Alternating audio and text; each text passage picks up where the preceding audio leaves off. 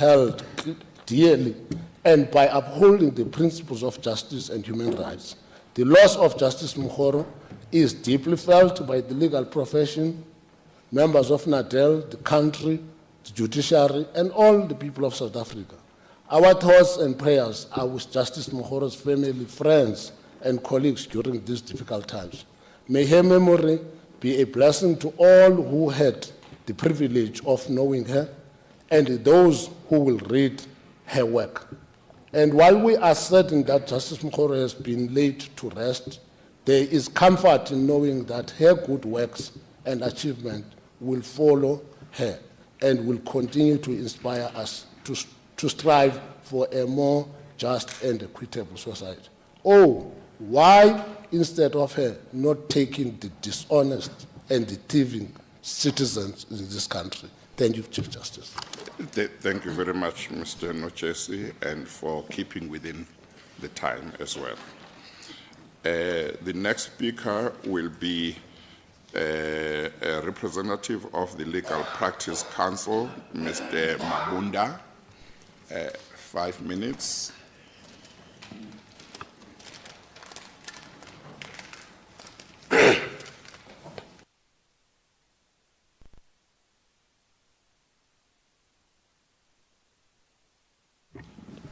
Thank you, Chief Justice. Please allow me to follow the protocol as clearly put forward by the Chief Justice. By the same token, equally acknowledging the presence, amongst others, of former judges of this Honorable Court, the Constitutional Court of the Republic of South Africa. I just threw my eyes and equally recognized the former Deputy Chief Justice Mseleke. I see Judge Edwin Cameron, and I see one of the first justices of the Constitutional Court. I see Judge Richard Goldstone. I might be failing in my eyes. I see Judge van der Westhuizen and other judges whom I might be failing to see in that event. Judge Beska being there. Yes, and I've observed the protocol. A lot has been said about an amazing individual, an amazing human being, a person whom I will fail if I have to give descriptions. There are those who have said a lot before. There are those who will still be saying a lot about this wonderful departed human being in the form or name of Justice Yvonne Mokgoro. Pertinently and importantly is the fact that she was among those who were the first justices to grace this honorable court and be bestowed with the powers of interpretation and application of the Constitution of the Republic of South Africa. Given that she was fresh from the academic world as a renowned professor of law at the University, I would say, of Butatswana, before it became Northwest University. She came with a particular kind of ethos which was unprecedented, given the fact that initially the justices were drawn from the ranks of senior counsels, and for a court of this magnitude, it would have been expected that you should be coming from a justice, you must have been a judge before. But the indelible mark and impression which he made with respect to inculcating the spirit of Ubuntu to manifest itself and become one of the constitutional ethos within which we were expected and are expected to live and imbibe and make sure that all the ideals and aspirations for our people, for which this constitution is made for, it becomes the bedrock in terms of expectation, in terms of going forward. We will remember her. We will remember Justice Mokgoro in terms of the contribution which she had made. In respect of time, Chief Justice, allow me to say that the regulatory body in this country, being the Legal Practice Council, joins society and the country in general in remembering Justice Mokgoro. May she rest in peace while we will be living the ethos for time immemorial. Thank you. Thank you very much, Mr. Mabunda. The next speaker is the Vice Chairperson of the Law Society of South Africa, Ms. Eunice Masipa.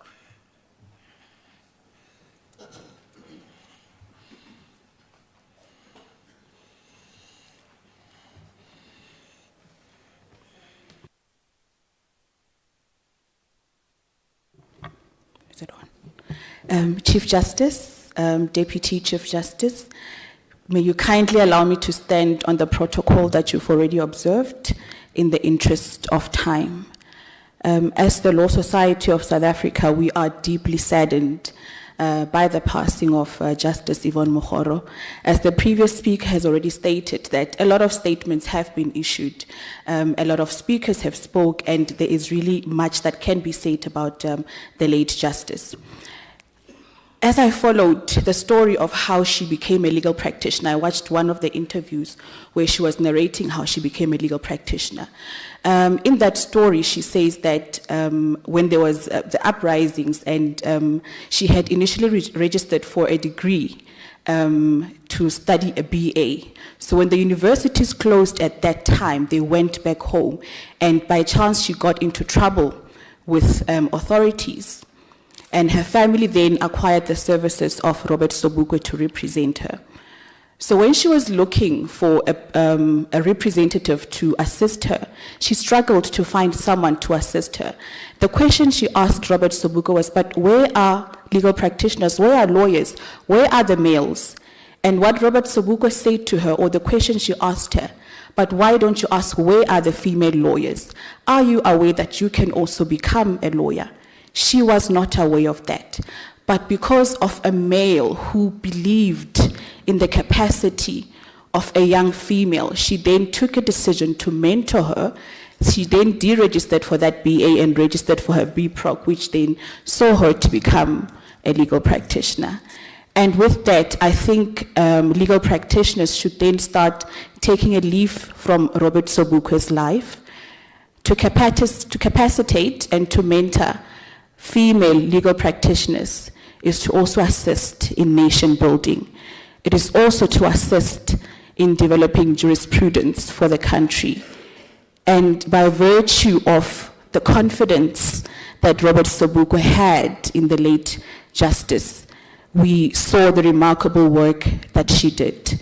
I also call upon female practitioners, female organizations of organized body to say, let us not leave male practitioners behind in the debates we have with regards to challenges of female legal practitioners. It could be that they are not aware of the challenges that we face. Let them be part of the discussions, let them be part of the debate. I'm certain that they are willing and they want to be conscious of the challenges that we are facing. I heard that just before she had an accident, there was a celebration that Saula was having for her, and in that particular function, she had said that legal or female legal practitioners need to capacitate themselves. Do not rely on the fact that you are female. You need to have capacity. You need to have knowledge. You need to fill up your bag and break the glass ceiling. And as you do that, you raise others with you. And in the interest of time, Chief Justice, I just want to say from the legal profession, from the Law Society of South Africa, and also allow me to speak for the Pan-African Lawyers Union as I served as the Vice President, to say that we are deeply saddened. We convey our condolences to the Mokgoro family. We thank them for sharing her with us, and we will forever remember her and refer to her jurisprudence, which clearly reflect the principles of Ubuntu. Thank you, Chief Justice. Thank you very much.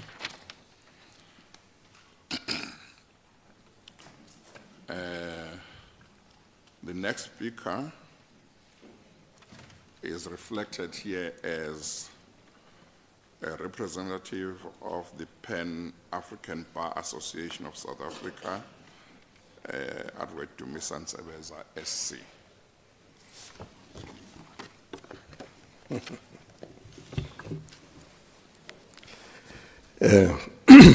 Chief Justice, you have fully indicated we should be acknowledged in salutations. And I adopt everything that you said in doing so.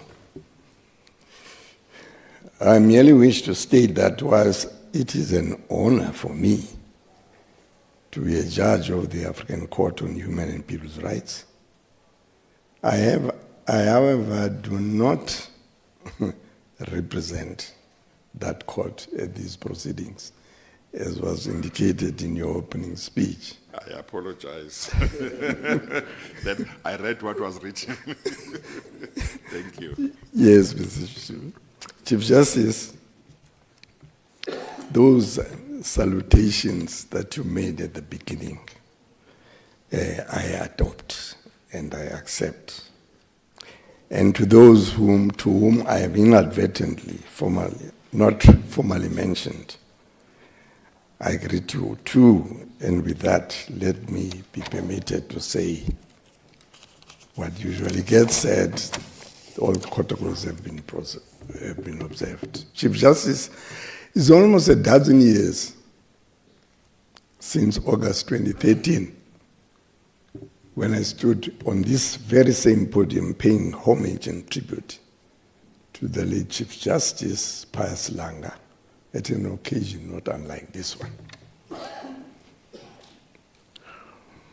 In his career, he had had time as an academic, just as was the case then. In this case, I find myself today coming to pay homage and tribute to a woman who once was an academic and a seasoned jurist, whose juridical talents, as we have heard throughout this period of mourning her demise, were enjoyed not only here, but in neighboring countries in the SADC region. So talented was she. I come here at the request of the national chair of PABASA, the Pan-Africanist, or the Pan-African Bar Association of South Africa, whose constitution will tell you that PABASA was founded for Africans, more particularly and for women, more relevantly for today's ceremony. PABASA has committed itself through its memoirs or through its members to independence, the promotion of democracy,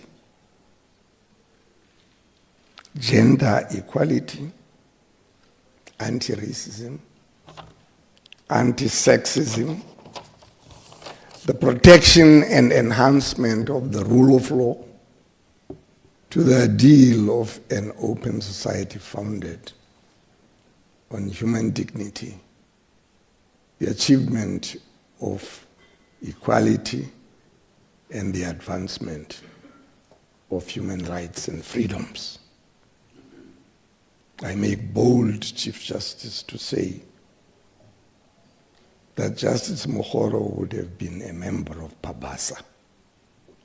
It is therefore apt that PABASA's president sent me to pay homage to this illustrious career, both as an academic and a jurist. Everything that could possibly be said has already been said. And I only have 5 minutes. I don't know whether I've gone beyond 5 minutes already. But from the everything was said from the very moving tribute by you, Chief Justice, at the funeral, and to various commentators and jurists of note themselves. I recall comments made on the occasion of Justice Mokgoro's funeral, even on the sidelines thereof, where tributes were paid to the late Justice Mokgoro by luminaries like Justice Mseneke, who was Deputy Chief Justice in this court. I can do no more than those luminaries in paying homage to the late Justice Mokgoro. Almost to a man and a woman, every commentator has more or less, either directly or indirectly, touched upon Justice Mokgoro's seminal judgments, but especially her articulation in State versus Makwanyane of Ubuntu as a value. She called it an emerging value at the time in South African law. Its power as a transformative tool to engender a new, distinctively African law to South Africa's maturing, relatively young democracy. We all know that this word does not appear in the so-called Final Constitution 108 of 1996. However, we know that in the interim constitution, and there is a story about which I will not go into that, there is a post-amble which reads as follows: the adoption of this constitution lays the secure foundation for the people of South Africa to transcend the divisions and strife of the past, which generated gross violations of human rights, the transgressions of humanitarian principles in violent conflicts, and a legacy of hatred, fear, guilt, and revenge. These can now be addressed on the basis that there is a need for understanding, but not vengeance, a need for reparation, but not for retaliation, a need for Ubuntu. If you can try and wrap up. As the Chief Justice pleases. Those who, like Judge Mokgoro, appreciated that there is a need and a basis for the judicial application of the concept of Ubuntu, namely its link to restorative justice will agree that Justice Mokgoro was an embodiment of those views. As I conclude my tribute, I cannot but think that her outlook at this court particularly was also informed by the fact that she was joining a profession which in the dawn of the post-apartheid democracy only had 2 women who were judges. In fact, in 1994, there were judges van den Jever in the then appellate division and Traverso DJP in the Cape High Court.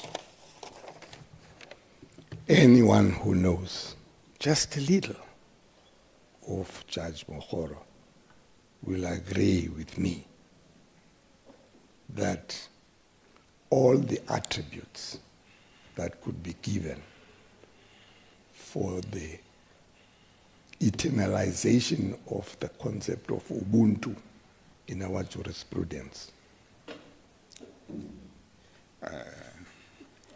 I think I think you have gone far beyond 5 minutes. So I think you have wrapped up. You have wrapped up, I think. Not for the first time, Chief Justice. I know. May your soul rest in peace, in eternal peace. Thank you, Chief Justice. Thank you very much. Before I call upon the next speaker, I have been informed that there are members of the Buffel family present here, and I just want to acknowledge their presence and to say thank you very much for coming to this ceremony. I was not aware earlier on that they were here as well. Thank you very much. The next speaker is the chairperson of the General Council of the Bar and chairperson of the Advocates for Transformation, Advocate Myron Durance, SC. Chief Justice, Deputy Chief Justice, members of the judiciary. We commemorate a remarkable individual whose legacy epitomizes courage, strength, and unwavering dedication to justice, a profound impact in the legal field and a commitment to upholding the rule of law have shaped the course of South Africa's legal landscape. Justice Mokgoro's trailblazing spirit and advocacy for women's rights have paved the way for future generation of legal professions. A membership in the International Association of Women Judges and a recognition as an icon of the history of women lawyers in South Africa highlight the significant influence she wielded, both nationally and globally. Her influence on the legal profession, particularly in advocating for women's rights and promotion of equal access to justice, has been profound and far-reaching. Today, the legal profession has been making strides in what we have seen a significant increase in the number of women advocates. As a trailblazer of transformation in the legal profession, Justice Mokgoro will be remembered for her unwavering dedication to ensuring equal access to justice for all in a period where South Africa was transitioning from apartheid to democracy. Her career has been one of inspiration to many young female lawyers, judges, and advocates. As advocates, we often look to people like Justice Mokgoro for guidance in tackling some of society's most difficult issues. As the current chairperson of the General Council of the Bar of South Africa and Advocates for Transformation, and a former student of Justice Mokgoro, I hope to draw from the example set by Justice Mokgoro so that I too can become a pioneer for transformation in the legal profession and system, both to address racial injustice of our past and to address inequality faced by women in our profession. Our contributions to issues concerning the protection of children, vulnerable communities, and gender parity in the legal profession will resonate for years to come. Justice Mokgoro's legacy stands as a testament to the enduring values of principles, courage, and commitment in the pursuit of justice and equality. Justice Mokgoro brought to bear her life views and expressed them in many ways that continue to shape the Ubuntu jurisprudence. As a constitutional court judge, her distinct voice emerged from the very first case decided by this court in State v. Makwanyane, in which the death penalty was declared unconstitutional. In a judgment, Justice Mokgoro introduced Ubuntu as one shared value and ideal that runs like a golden thread across cultural lines in South Africa. She describes it as humanity, personhood, and morality, group solidarity, compassion, respect, human dignity, conformity to basic norms, and collective unity. Her embodiment of values such as Ubuntu jurisprudence have set the precedent that will echo for ages to come. As we mourn the loss of a legal luminary, we extend our deepest sympathies to the family. May they find comfort in the enduring legacy of Justice Mokgoro, which continues to inspire us in a collective pursuit of justice and equality.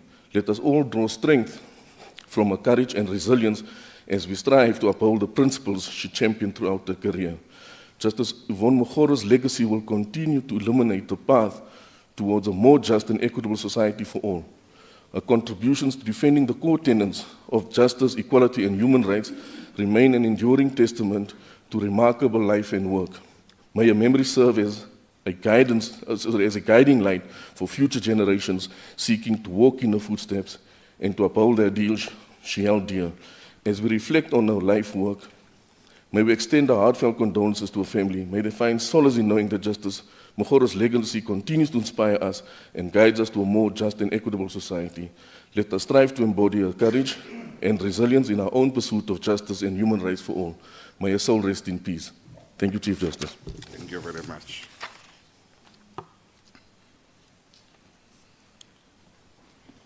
The next speaker is the National Director of Public Prosecutions.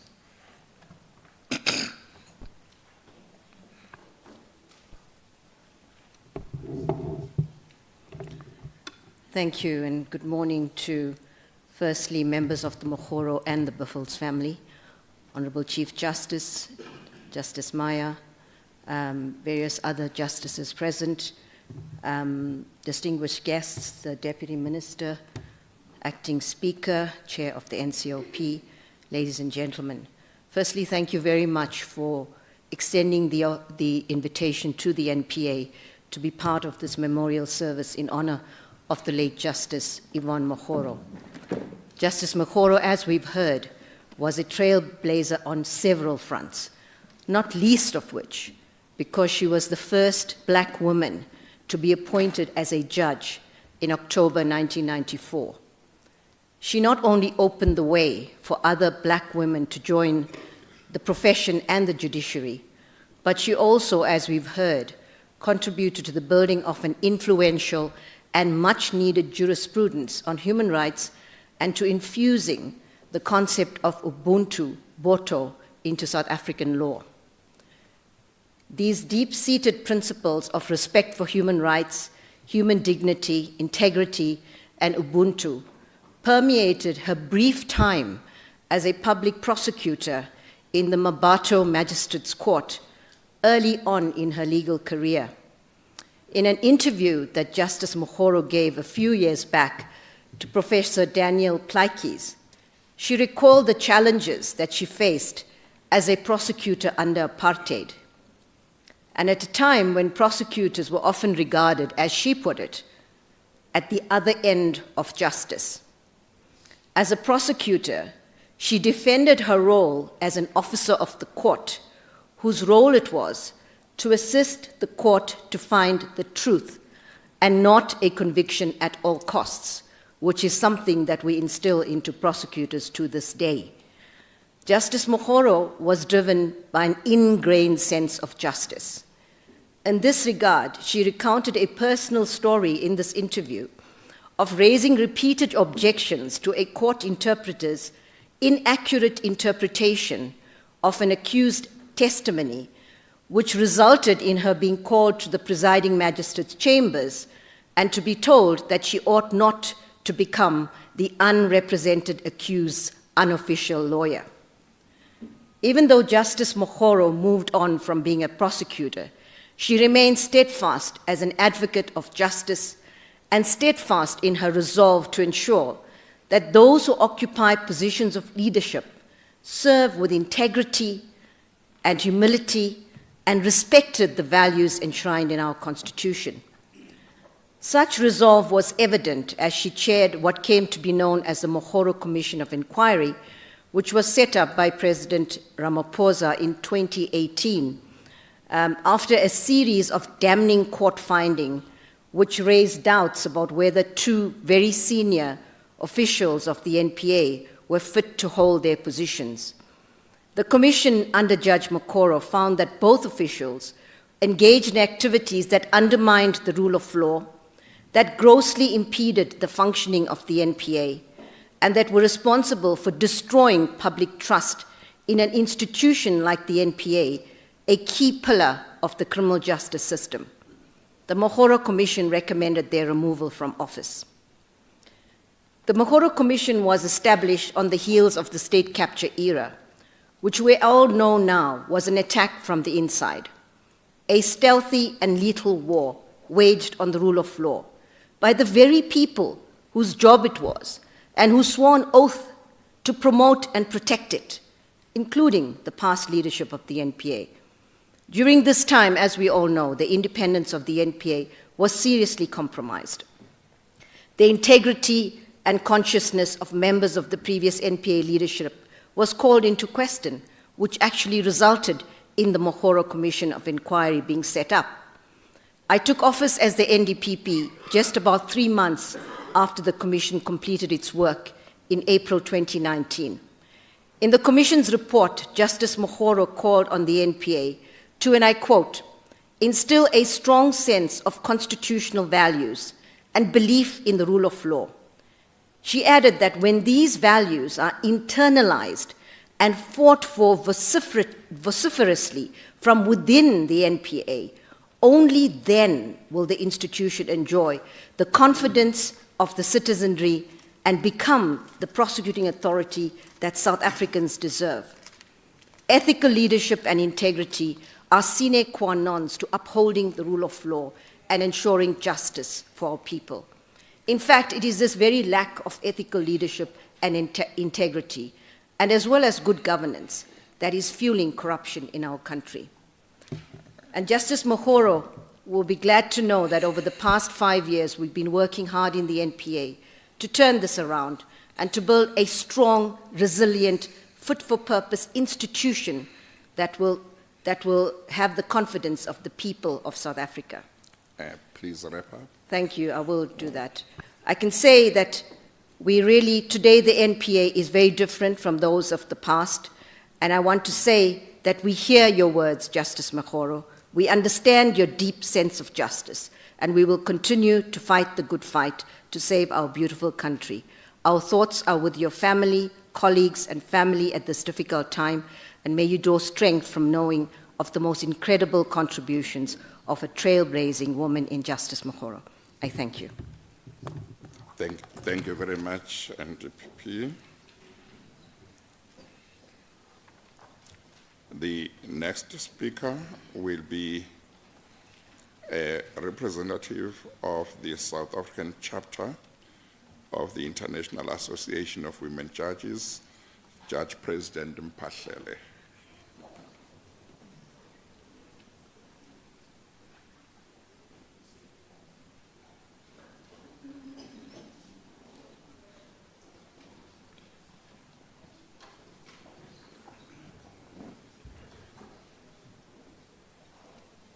Thank you, Chief Justice and the Deputy Chief Justice. I stand on the protocols that has already been established this morning.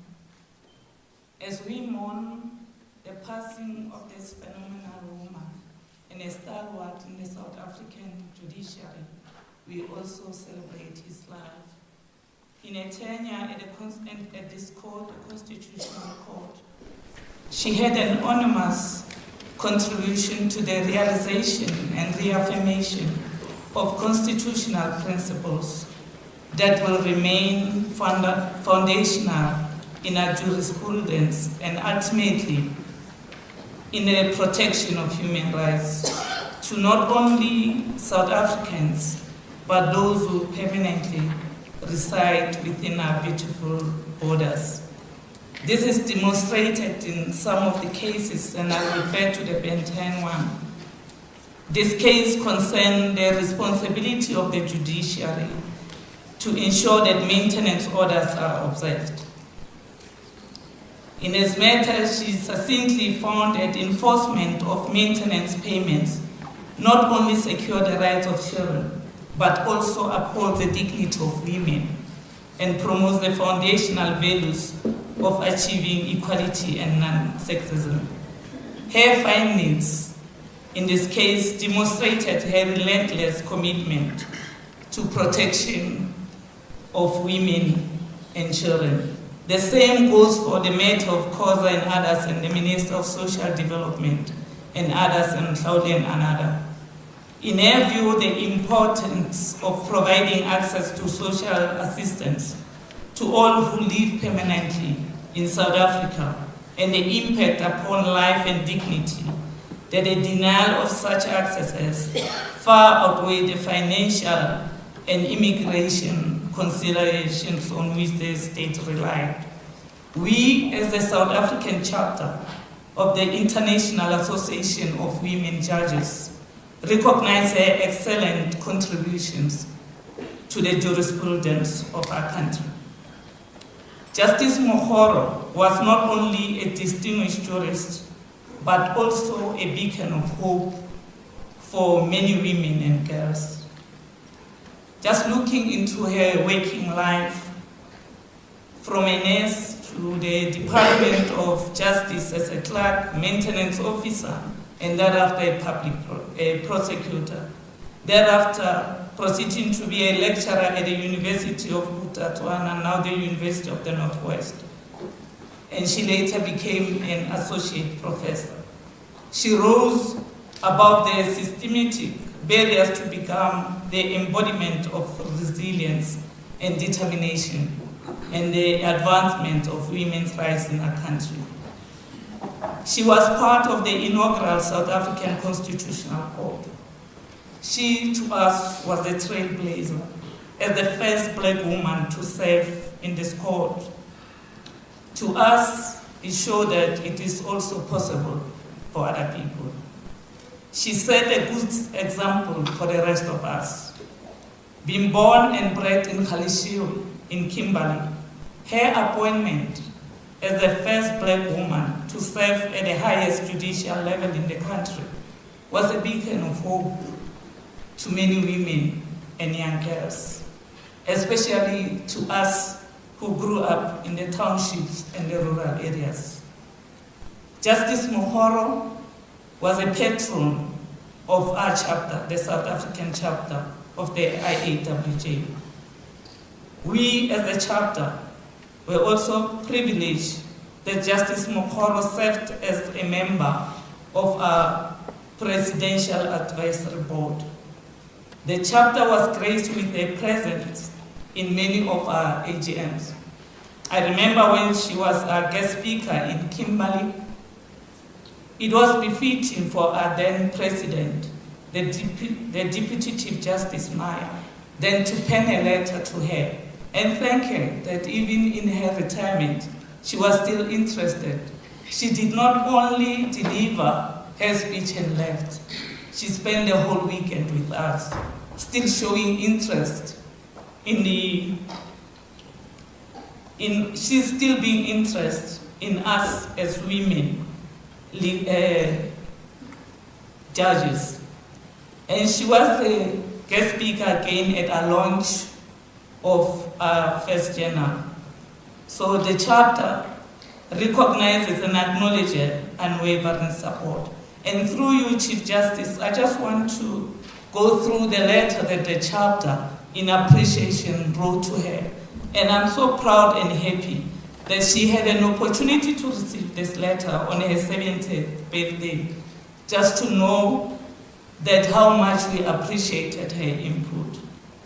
I'm going to read this letter, try to be very fast. I quote verbatim. I hope it's not too long. No, it's a very short letter. Okay, because you just you like are to out of discuss time. that. Okay, okay, please wrap up. It would be amiss of us to be left out as you celebrate this very important milestone in your life, when we consider ourselves to have benefited the most and continue to be recipients of your fountain of knowledge. As a chapter, we consider ourselves privileged and blessed to be associated with you. You have been more than a patron, but a mother whose breasts never run dry, a mother hen who covers her cheeks under her wings and protects them all the time. Being a woman in the legal profession has always been marked by resistance and obstacles from all corners of life, from societal norms and stereotypes to patriarchy, which plays the role of women in the kitchen. You have, however, showed us that obstacles in one's way are but just a milestone to be overcome and to be used to climb to greater heights. By watching your example, women all over the globe have been inspired not to let anything stand in their way and to excel, not only in the legal profession, but in whatever goal they set themselves to achieve.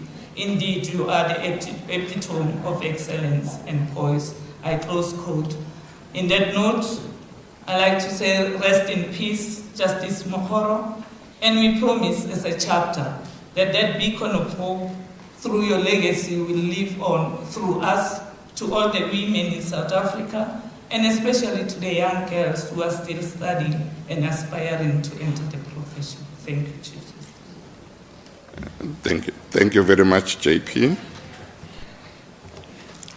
The next speaker will be the Deputy Minister of Justice and Constitutional Development.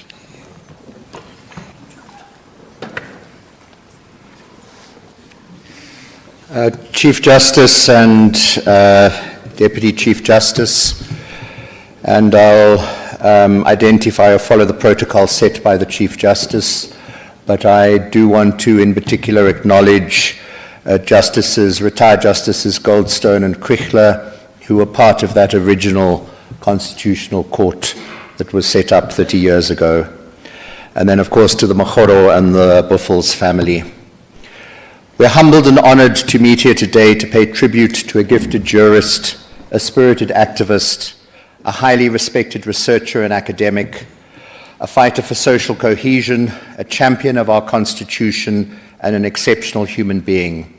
For Justice Mokgoro was all of these and so much more. As the first black woman to be appointed to the Constitutional Court bench, she was a pioneer and a trailblazer. She brought to the bench into our country's jurisprudence, what she brought to the bench into our country's jurisprudence will forever be part of her legacy. If there was one person who was the embodiment of the spirit of Ubuntu, it was Justice Mokgoro. Upon receiving the George Bezos Human Rights Award in 2022, her colleague, Justice Albie Sachs, said, and I quote, "Yvonne was Ubuntu in action and Ubuntu in court." In the book called Making the Road by Walking, The Evolution of the South African Constitution, there's a whole chapter dedicated to the life and work of Justice Mokgoro, and the authors say, and I quote, "Although she was not the only judge to rely on Ubuntu in her judgments, the way Mokgoro approached this value was in a deeper and a more Africanist way. Rather than focusing on the universality of the concept of Ubuntu, Mokgoro embedded her understanding of this value in her heritage and her identity as an African woman. Notably, she was also emphasized the interrelationship between Ubuntu and reconciliation in law, arguing for a less punitive and more restorative justice system. Her pronouncements on Ubuntu in the Makwanyana, Xhosa, and Dikoko cases in particular continue to resonate as legal discourse that reflects the kind of care required by the Constitution." And that's the end of the quote. It was these elements of compassion and care which shaped Justice Mokgoro throughout her life and her career. She had said that she had always known that she wanted to work with people, and therefore, after matriculating from St. Boniface, the local Catholic school in Kimberley, she enrolled for a degree in education as she wanted to become a teacher. And as you've heard from Eunice Masipa from the Law Society, it was Robert Sobukwe who we need to thank for Justice Mokgoro deciding to become a lawyer instead. And she decided after that incident and exchange to study law. And with a B Juris, an LLB, and 2 LLM degrees later, we can all agree that that was an excellent decision. Through all the different phases of her life and her career, we see people, and specifically her care and compassion for people, as central in her life. Early in her life, she started working as a nursing assistant, later a clerk in the Department of Justice of Bophuthatswana, later a maintenance officer, and then a public prosecutor, as the NDPP has spoken about. It was in the areas of research and teaching law and in her life as an academic where, as the book I mentioned earlier correctly states, her rise was indeed meteoric. To be the first black woman to be appointed to the Constitutional Court will always be a moment of enormous significance, not only for our courts, but for our democracy and in our history as a country. And Justice Mokgoro will always be remembered as a trailblazer and one who continues to inspire generations of women to study law and to enter the legal profession. I was particularly struck by one article I read which so clearly illustrated the impact that apartheid had on Justice Mokgoro, even as she was on her way quite literally to the Constitutional Court. In the article, it tells of how the Constitutional Court was temporarily housed in Braam Park before moving to Constitutional Hill. With Justice Mokgoro being unfamiliar with Johannesburg's roads, she asked her eldest son, Tati, who's sitting behind me, to drive her to the court to prepare for her first day at work.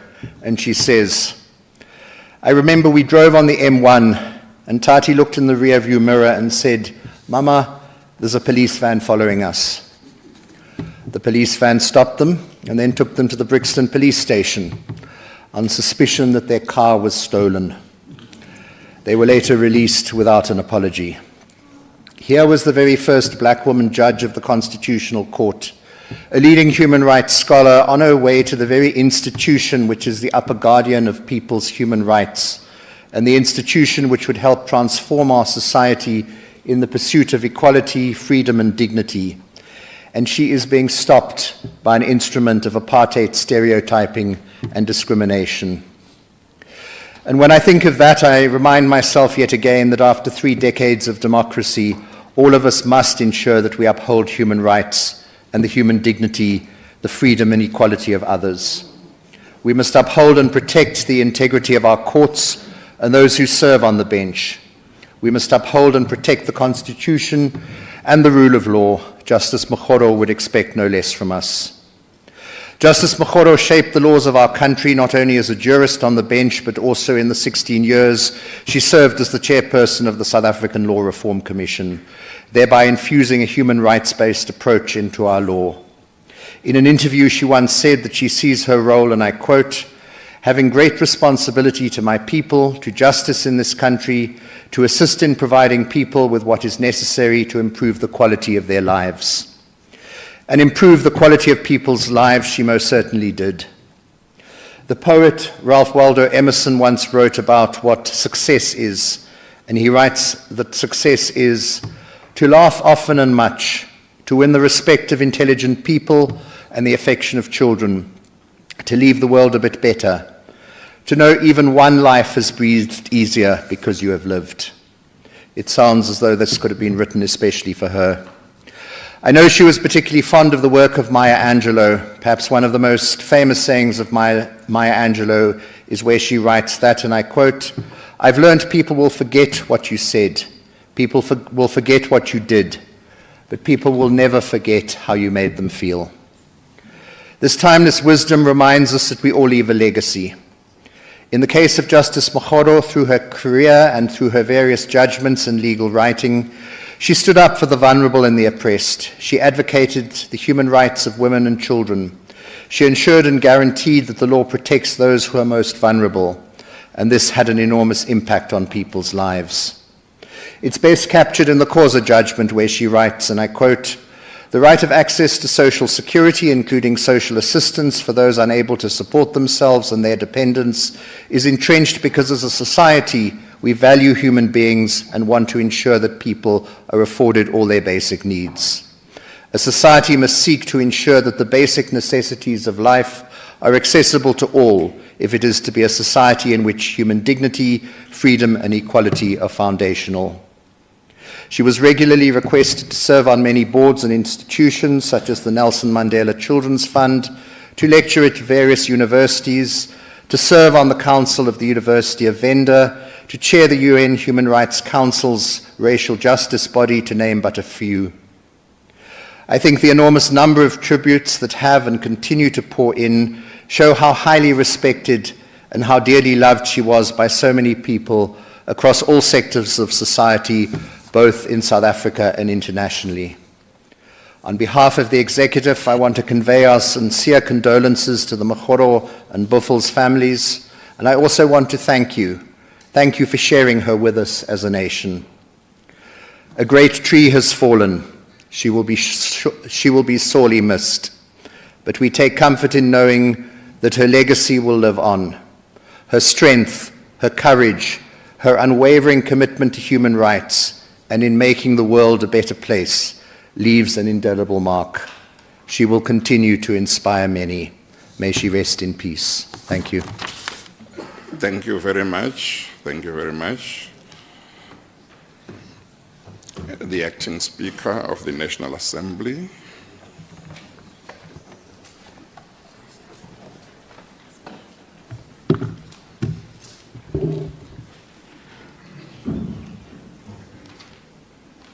Chief Justice, thank you for the opportunity to speak on behalf of myself, Date Masondo, the chairperson, and her deputy, Sylvia Lucas, and all presiding officers, including membership of political parties, their leadership, and chairpersons of various committees, who, circumstances being otherwise, would have been absolutely glad to be here. We bring greetings and condolences. We are, however, saddened by the death of Justice Mokgoro at a time we continue to need her presence in our judiciary as a strong female principled leader. Our collective vision as a country to create an unracial and sexist democratic society is affected and impacted by her death, depriving us of her Ubuntu inspired leadership. In so doing, advancing indigenous knowledge systems.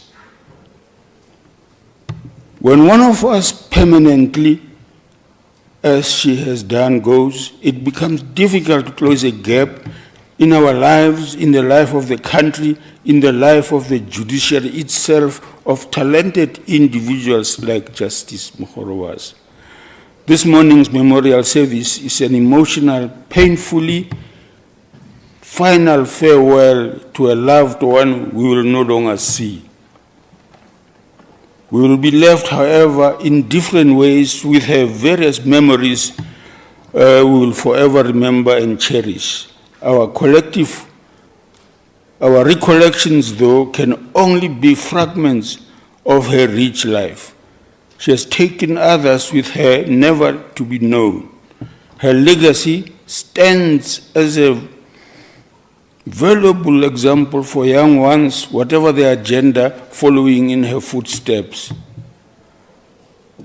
She is among those who permanently broke the so-called glass ceiling, into higher echelons in her profession, like Justice Maya is doing today, offering fatal blows to patriarchy and chauvinism.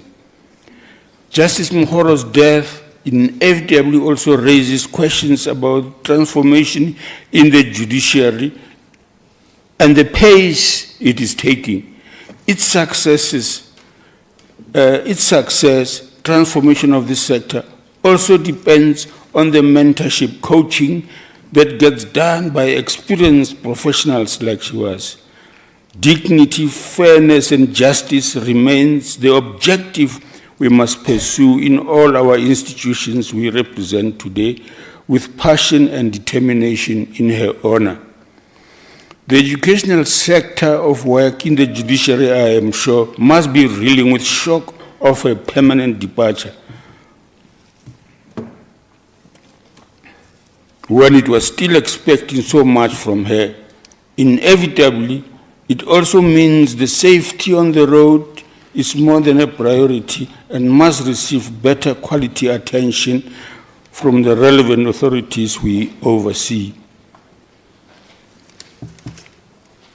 To the Buffels and Mokgoro family, let us all say, tsela tshweu mme ho ya boya batho ke mo re yang bohle o tsamaye ka khotso ho malapa ohle le metswalle basebetsi mmoho re ha wa hlase sa hlaheng go tlatswang ke boteng ba rona mona hopolang hore wa hae mosebetsi o phethile le ha a sa pheta toro tsa hae tsohle. Chief Justice, myself and Honorable Masondo were watching with absolute interest with your timekeeping duty. We cannot learn from the judiciary in this great manner of work. We really wish well to both families and all families affected by this. We hope that the people, neighbors and all who've been visiting them all along since this bad news occurred have granted them solace to keep going and strong and to remember her beautiful memories to them. And thank you, Chief Justice. Thank you very much.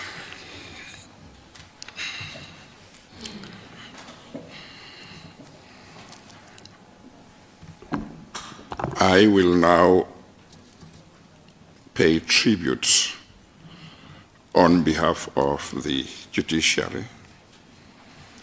But before I do so, I wish to thank all the speakers who have spoken and expressed their tributes to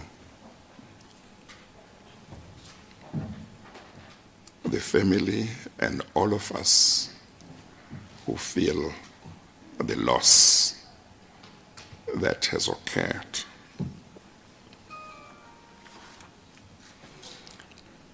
Where does one begin to express one's loss when one has lost someone so special?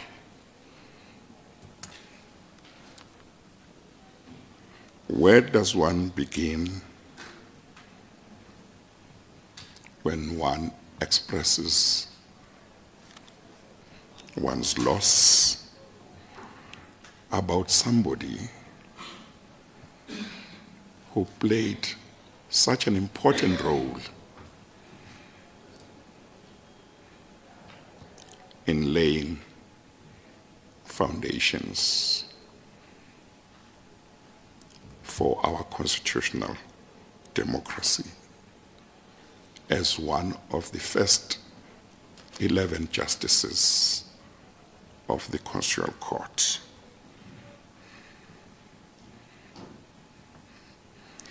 Justice Yvonne Mokgoro was one of the first 11 justices of the Constitutional Court to be appointed in 1994. She was one of 2 women appointed to the court and the first black woman. She had initially not intended to study law, but was encouraged by Robert Sobukwe to study law. We are grateful that she took that advice, and we are grateful that Robert Sobukwe gave her that advice.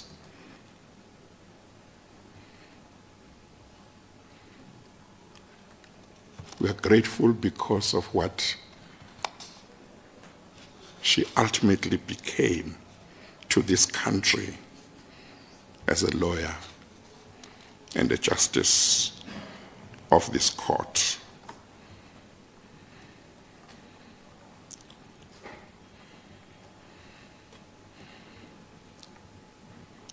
I have no doubts that Robert Sobukwe, had he still been alive in 1994, would have been overjoyed to see her take her oath of office as one of the first 11 justices of this court. Justice Mokgoro's journey that led her to the Constitutional Court was not an easy one. She was born in Galeshewe Township, Kimberley. She matriculated at the local high school, St. Boniface High School. She studied and obtained 3 degrees in South Africa, namely B.Juris, LLB, and LLM, at the then University of Botswana, now University of Northwest.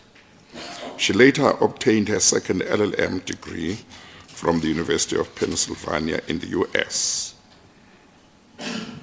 And to a large extent, we are told, she studied part-time because she needed to work in order to be able to fund her studies.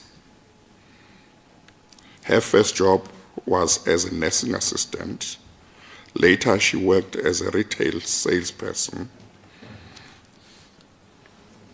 And before she obtained her LLB degree, she worked as a clerk in the Department of Justice in Botswana.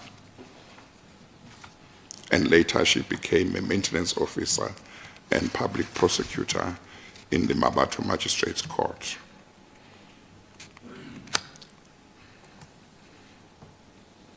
Later on, she was appointed as a law lecturer in the Department of Jurisprudence at the University of Botswana. In due course, she was promoted to associate professor, and later on, in 1992, she was appointed associate professor at the University of the Western Cape.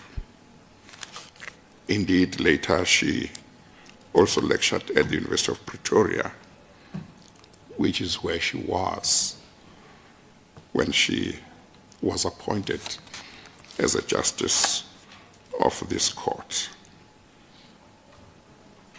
One can see from this brief history that before she was appointed to the Constitutional Court, Justice Mokgoro was exposed to different aspects of law, as a maintenance officer, as a prosecutor, but also as a lecturer, law lecturer, and professor of law.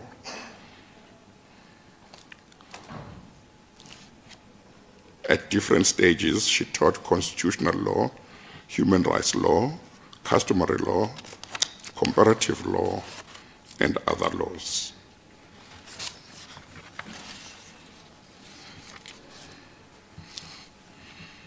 When one reads Justice Mokgoro's judgments,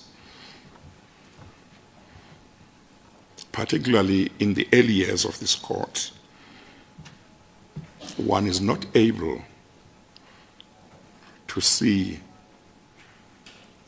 that Justice Mokgoro had not been a judge before being appointed to this court. Indeed, one cannot see that she had not been exposed to practice as a lawyer.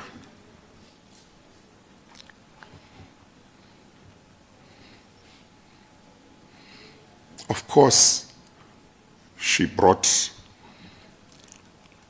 into this court her experience as a prosecutor.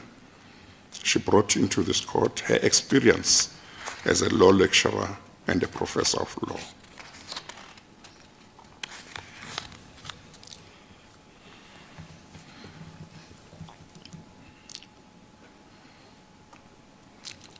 It is by now well known that the first 11 justices of this court declared the death penalty unconstitutional in Makwanyala, and that in that matter, a number of them wrote individual judgments.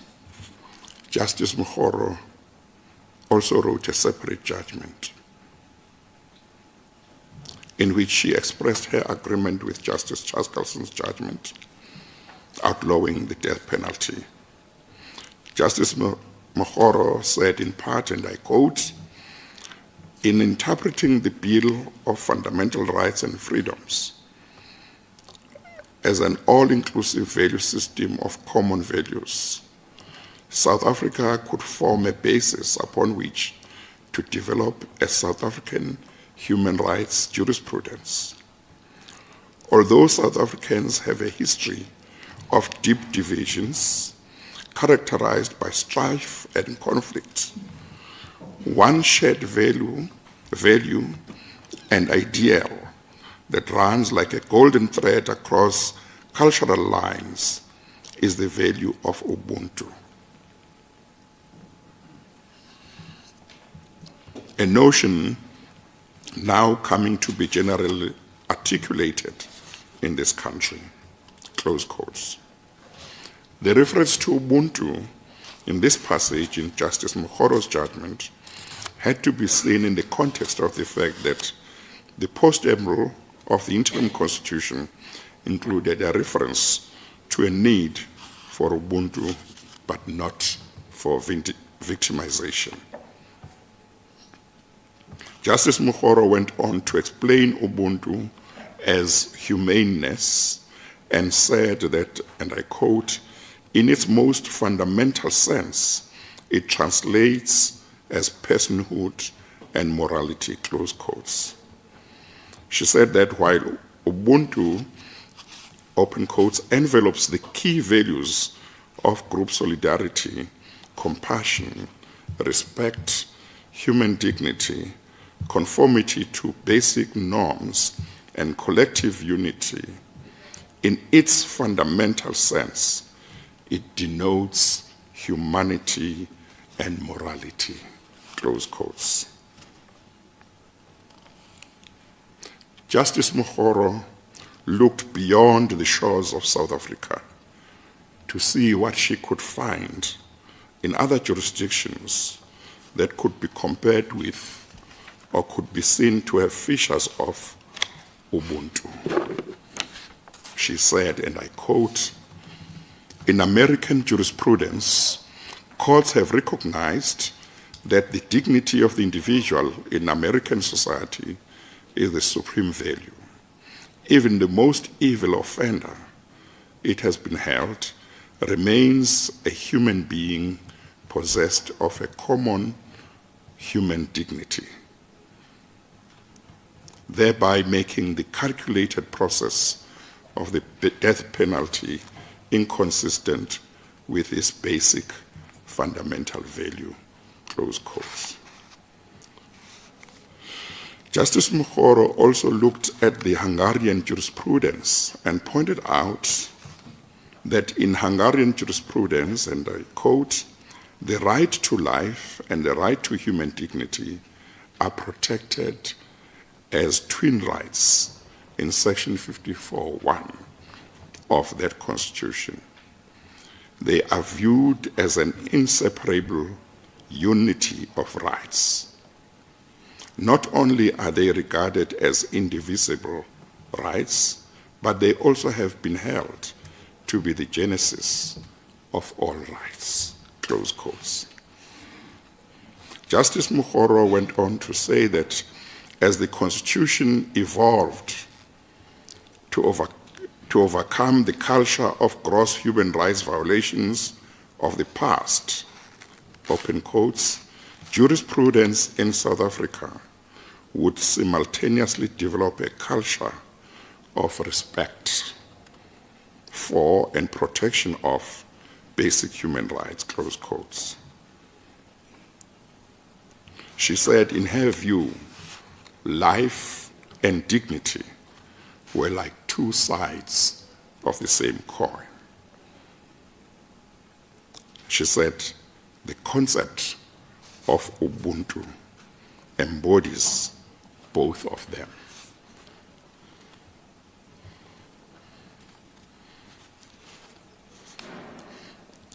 A reading of a few judgments by Justice Mokgoro in this court, as well as some of her articles, reveals quite clearly that she was very much alive to the need for the protection of vulnerable groups in our society. One of the most well-known of her judgments, namely COSA, is proof of this. In that case, legislation excluded non-citizens from benefiting from social security.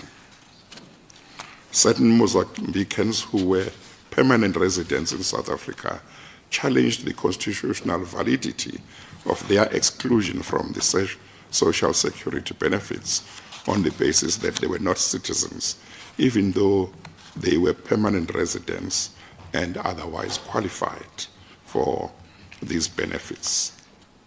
The exclusion in the legislation had been enacted despite the fact that Section 27(1)(c) of our Constitution provided that, and I quote, everyone has the right to have access to C, social security, including if they are unable to support themselves and their dependents, appropriate social assistance, close quotes. Justice Mokgoro held that the word everyone in Section 27(1) included non-citizens, and that therefore it would include foreigners who were permanent residents in South Africa.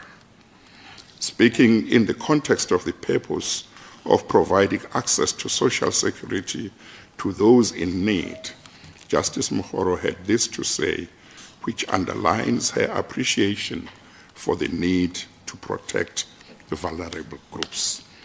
I quote, "The right of access to social security, including social assistance for those unable to support themselves and their dependents, is entrenched because as a society we value human beings and want to ensure that people are afforded their basic needs.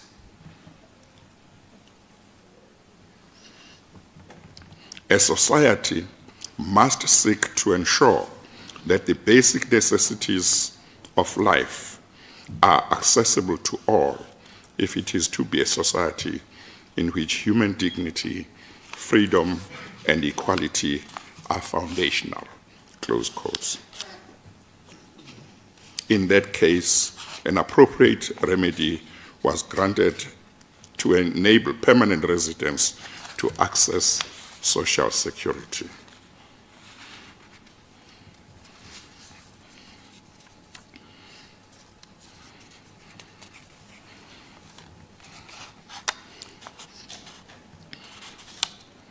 Another case in which she wrote a judgment that I believe is important is FNB versus Land and Agricultural Bank of South Africa,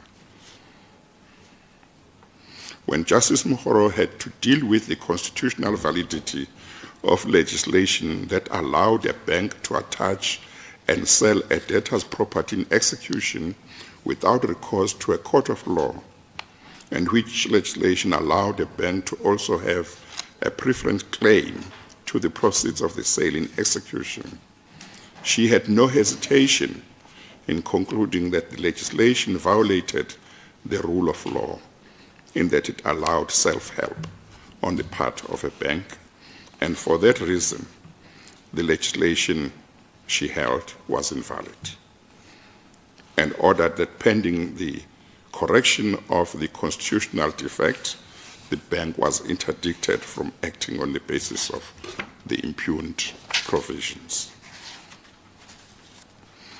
Another case which shows, again, her appreciation for the need for the protection of vulnerable groups is Labi Odam.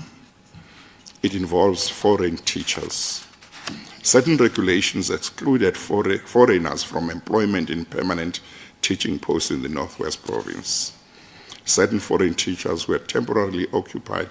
Some of those posts challenged the constitutional validity of this regulation. Justice Mokgoro concluded that the impugned regulations were inconsistent with Section 8.2 of the Interim Constitution. She held that Regulation 2.2, which was the impugned provision, constituted unfair discrimination against permanent residents, open quotes, because they are excluded from employment opportunities even though they have been permitted to enter the country, close quotes. These are some of the cases which show that Justice Mokgoro had a full appreciation for the need to protect vulnerable groups in our society. The case to which I've just referred as FNB was decided in line with another judgment of hers in Chief Lesapo, which dealt exactly with the same issue.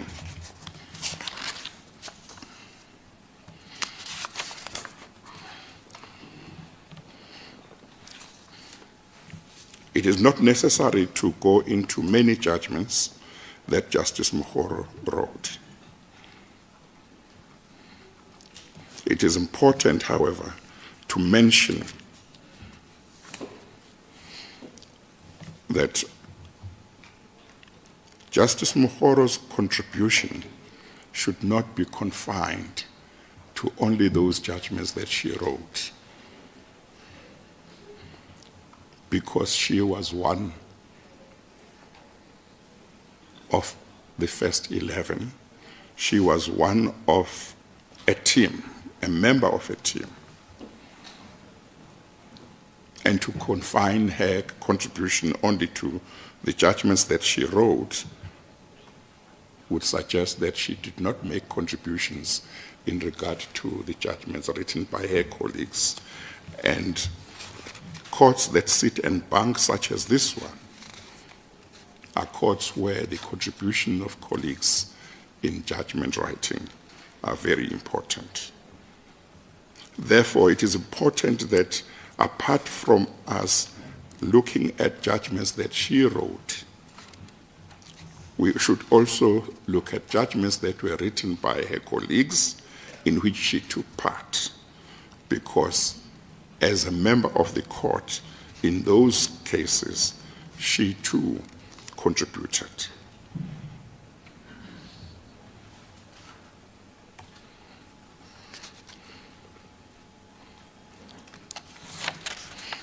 That takes us to the contribution of the first 11 of this court.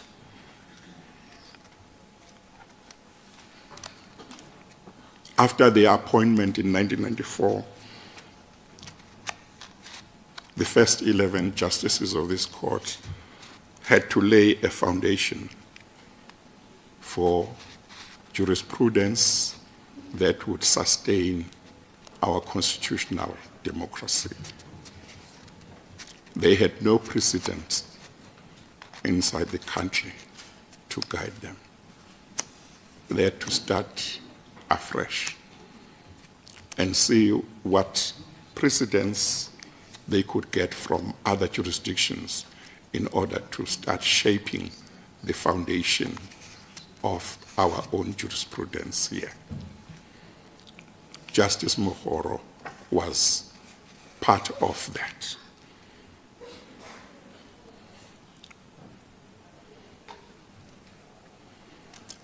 And the first 11 of this court went on to establish a very strong foundation on which subsequent justices of this court would benefit and which they would use in order to protect and promote the fundamental rights entrenched in the Constitution, as well as to promote, defend, and protect our constitutional democracy.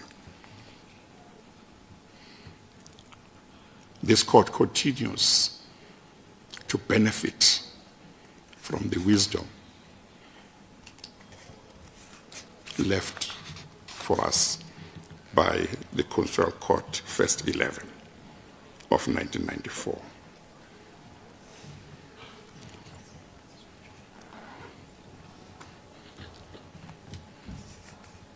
Justice Mokgoro and his colleagues of the time gave many judgments which changed the lives of many people in this country. Some of those that would have been close to Justice Mokgoro's heart would be cases such as Bay, which abolished the principle of male primogeniture in customary law, which had worked against women. Another one would have been Shilwan, which opened the doors for women to become traditional leaders. Indeed, in 2013, when she had left this court, Justice Mokgoro would have been happy to hear or read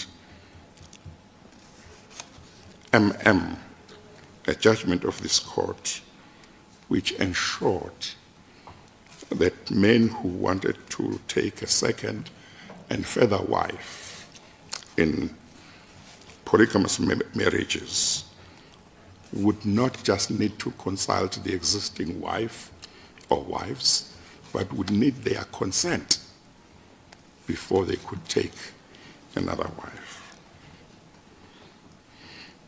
Of course, Justice Mokgoro was part of the Treatment Action Campaign judgment of this court, which saved many lives, where this court ordered government to allow hospitals to make nevirapine available to pregnant mothers. Of course, Justice Mokgoro was part of the Van Rooyen and his judgments of this court, which are very important for the independence of the judiciary.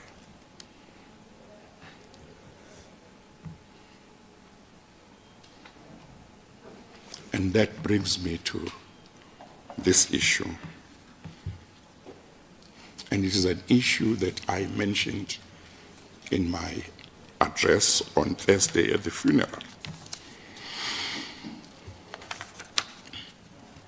Namely, how are we going to remember her? As individuals, as groups, as sectors. Each one of us can choose that they will make her passing to be just a normal passing, and nothing will change. But we can also choose to say the passing on of somebody so special to our constitutional democracy cannot be a normal passing on. And that we will commit ourselves to doing something that we know they would have wanted us to do in order to make sure that our constitutional democracy thrives, is protected, and is defended, and that the independence of the judiciary is strengthened and protected. I have no doubt that within the judiciary, there are many of us who recommit ourselves to continuing where Justice Mokgoro left off in terms of fighting for the independence of the judiciary, in terms of advancing human rights, in terms of protecting our constitutional democracy.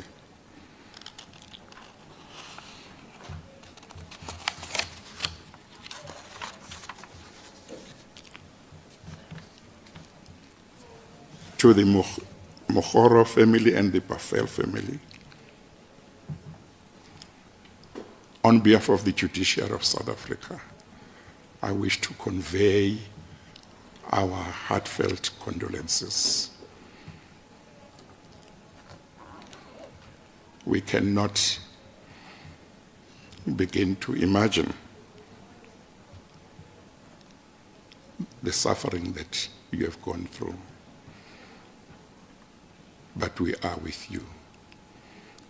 And we are going to celebrate the life of this extraordinary jurist, this extraordinary South African, this extraordinary woman. And the way to do so for us is to do our work in a way that will advance human rights, that will protect our independence, that will ensure that we protect this democracy. Thank you very much to you for sharing Justice Mokgoro with us. We will continue to benefit for a long time from her judgments, from her wisdom, as we will find in her judgments. I'm particularly glad that amongst us today are some of the justices who were appointed with her in 1994. As we say, we remember and honor her today. Thank you very much.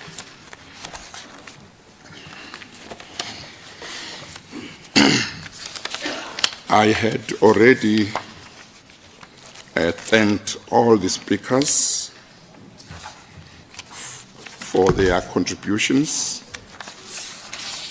What now remains